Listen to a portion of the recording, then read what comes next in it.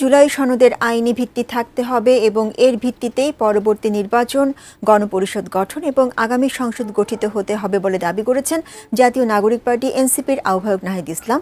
এই সম্পর্কিত প্রতিবেদনটি আমাদের হাতে এসে পৌঁছেছে, দেখুন সেটি। 2024-এর 3 আগস্ট ছাত্র জনতার সমুদ্রে পরিণত হয়েছিল কেন্দ্রীয় শহীদ মিনার। রক্তক্ষয়ী জুলাই পেরিয়ে অগ্নিস্ফুলিঙ্গ তখন দাবানল। ঐতিহাসিক দিনটিতেই সরকার পতনের এক দফার ঘোষণা দেয় বৈষম্য বিরোধী ছাত্র আন্দোলন। সমাজের ন্যায় বিচার প্রতিষ্ঠার জন্য আমরা এক দফার সিদ্ধান্তে উপনীত হয়েছি। বছর ঘুরে আবারও সেই দিন। জাতীয় নাগরিক পার্টি এনসিপি রোববার তাদের নতুন বাংলাদেশের ইশতেহার দিয়ে দিনটিকে স্মরণীয় করে রাখতে চায়।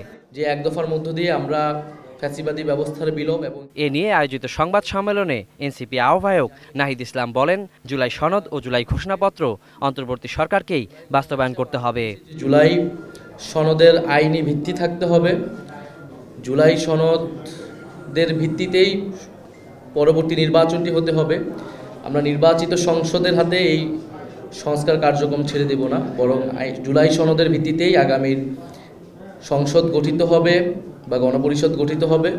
নতুন বাংলাদেশের ইশতেহারে কি থাকবে তাও জানান নাহিদ ইসলাম।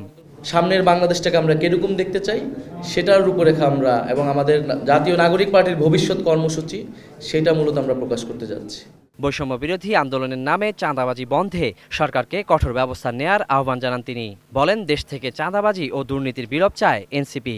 শুধু বৈষম্য বিরোধী নয়, রাজনৈতিক দলের বিভিন্ন জায়গায় নেতাকর্মীরাও যে পরিমাণ চাঁদাবাজিতে যুক্ত হয়েছে সেটাতেও কঠোর হতে হবে। সর্বোপরি বাংলাদেশ থেকে চাঁদাবাজি, সন্ত্রাস, দুর্নীতি এর বিলোপ ঘটাতে হবে। সমাবেশের কারণে জনদুর্ভোগের জন্য আগাম দুঃখ প্রকাশ করেন 24-এর গণ অভ্যুত্থানের এই নেতা।